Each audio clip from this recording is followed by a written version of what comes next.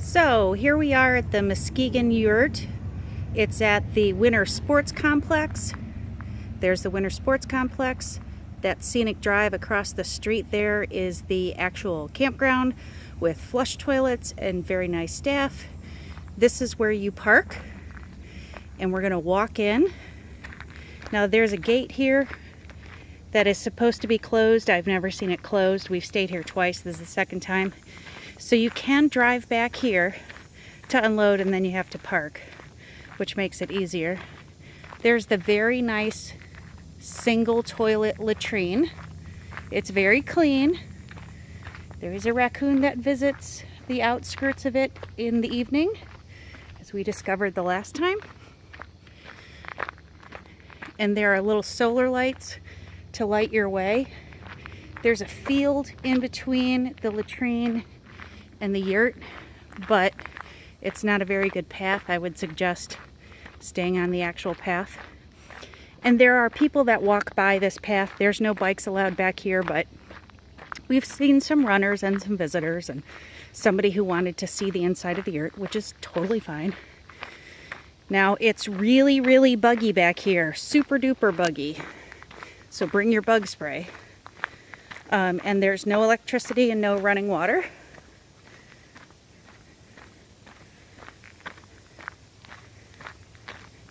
Here's our setup. We moved the picnic table to put the easy up because it's supposed to rain. There's our glamping setup.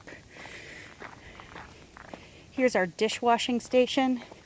We got this at Home Depot, and I put water only in it because it helps rinse the dishes.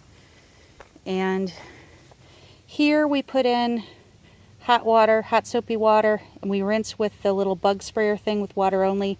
And in here we put little bar sanitizing tablets we got on Amazon. And then I have this really cool collapsible dish tray that my boyfriend's mom got me for Christmas, and we just love it because it packs up really easily. So nice fire pit. I took all the chairs in but one because it's supposed to rain. There's plenty of trees around if you want to hang a hammock. You're not supposed to have a tent back here, and there's really not room for a tent. If you rent the mini cabin, you can put a total of one tent outside the mini cabin. But like I said, it's super buggy. But there's room to hang a clothesline and, you know, a hammock, Christmas lights, whatever you want. Okay, so here's the wood that's supposed to be for the stove inside, but I think people use it anyway. This, when you get here, if it's the winter or summertime, you'll want to take this plastic screen, just has Velcro. You take that off to get some cross ventilation, and it's got a handicapped accessible ramp. And if you walk around, there's another window here. It doesn't have a screen, and there's not a screen on the inside, so you don't want to take that one off. And you can't get around to the other one, but there are stairs to the other window. I'll show you in a sec.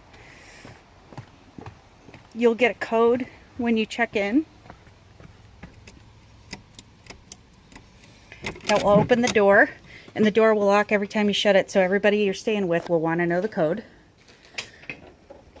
There's a little lantern hanging up there, and I'll show you how you can adjust the height if you're super short. And it's got bunk beds. Here are the single bed bunk beds. And then there's the grown-up bed on the bottom. It's a double bed. I have queen size sheets on it. And then it's a single up top. And it has two chairs and a table. It's got pegs. And if you get here and you don't check in, there's little things to put on your dashboard that say why. That means you're staying at the yurt. When you check in the campground office, they'll give you a thing to put on your dashboard so you don't get towed or ticketed. And you do have to have a recreation pass. I have a non-resident one because I live in Ohio, but if you live in Michigan, it's certainly worth getting it at the DMV, so you can go to any state park. I, of course, paid for the year long because we love Michigan parks.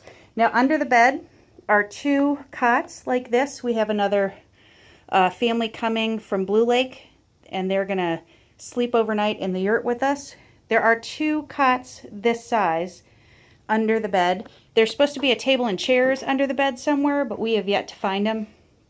But there's certainly room in here to put like a card table and chairs. I brought the camping chairs in because it's supposed to rain, and if we're stuck in the yurt inside, then, you know, we don't want wet chairs. Here's the other window that you'll want to take the Velcro off, and there's stairs on the back side. This is the wood stove. Here we made blueberry corn muffins this morning in my little Coleman oven, and they were really awesome. They do rent this out in the wintertime, so you can have the stove, and then they have wood for the fireplace that you're not supposed to use outside. And then they have tools there and cool little bellows that we used on the fire. And here's the guest log, which the last time we were here with the pool boy, we signed it. And then this thing goes to the top there. You can see that little box with the cross and the circle in the middle. There's a hook on the end of this that you put in there, and it opens the dome so you can get cross ventilation. And the last time we were here, it was a pretty bad thunderstorm, and it sounded really soothing, and not a single thing leaked. And we were nice and cozy and dry. I bet this is really great in the fall or in the winter, you know, to have the wood stove going. So, okay, so what I'm going to do now is I'm going to walk out of the yurt and walk to the bathroom so you can see exactly how long it takes, okay? So we're at 7:23. So, out we go.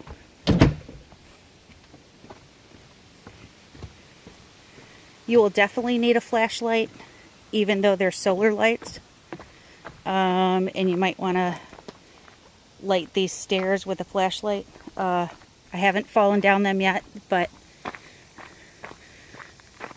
which I'm kind of surprised that I haven't done that yet.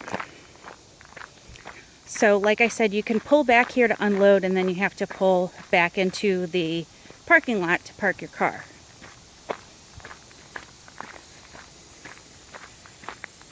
And to use the flush toilets, you have to actually go across the street. I would not recommend sending kids to walk across the street because it's kind of a blind curve and the traffic moves pretty quickly. I would definitely drive them. I have a daughter who absolutely refuses to use a latrine, and she is young and has stamina and endurance, and you know, she lasted all night without a visit to the bathroom.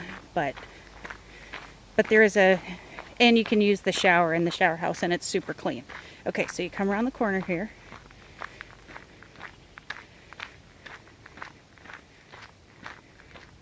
I don't know what the actual feet to the bathroom is, but here's the latrine. It is not lit, and I started at 7:23, and now the video says 9:04, so that's how long it takes. So what's that, 90 seconds about? But you'll need a flashlight in the middle of the night because it is dark.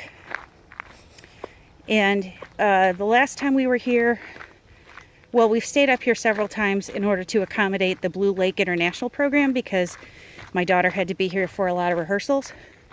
So if I had to choose between the mini cabin and the yurt, I would pick the mini cabin because it has electricity. It's right across from the bathhouse with real toilets. It also has a latrine right next to it.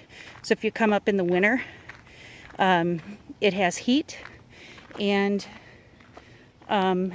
in the summer you can open the screens and use a fan. And there's also a mini fridge and a microwave, which we never use a microwave when we're camping, but but it does make it convenient if you're coming like for one night, if you just need a stopover for a long drive. The Yurt is very cool, but it's super buggy and has no electricity. So if I had to pick between the Yurt and the mini cabin, I would pick the mini cabin. Off season, it's $35 a night, and the mini cabin during the season is $45 a night. The Yurt, I think off season is $55 a night, and during the season it might be $65 a night. So cheaper in a hotel, and if you're camping people, you know, it's definitely way more fun than a hotel, and we love it here. The staff is great. So that is my introductory video to the Yurt. Happy camping, Pure Michigan.